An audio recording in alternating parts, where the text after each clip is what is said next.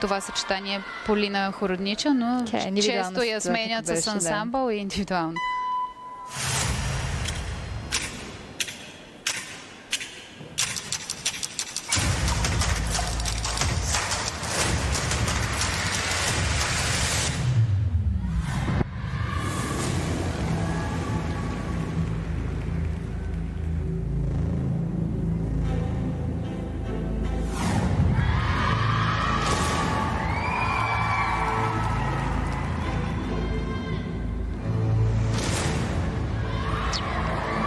Разписяване.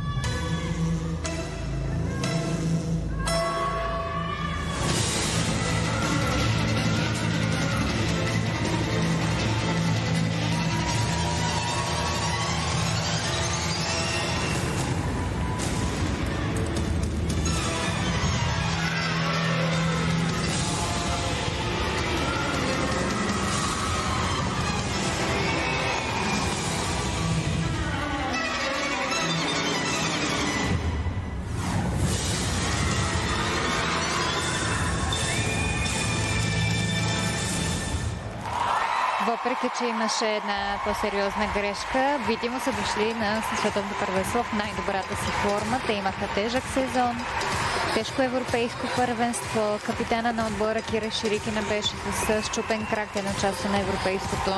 Сега обратно в отбора и наистина си личи добрата подготовка. Ето тук видяхме едно много добро спасяване на точно Полина Хороднича, която споделихме, че е част от отбора и в индивидуалното. Миналата година също я пробваха в ансамбъл, но беше извадена от състава за големите първенства. Сега я виждаме тук в смесената композиция. Отбор на опит, така можем да кажем, защото част от тези момичета участваха на Олимпийските игри в Париж. Видяхме, че се получи изпускане на труден елемент, в който две бухалките летят едновременно във въздуха и просто бяха много раздалечени, но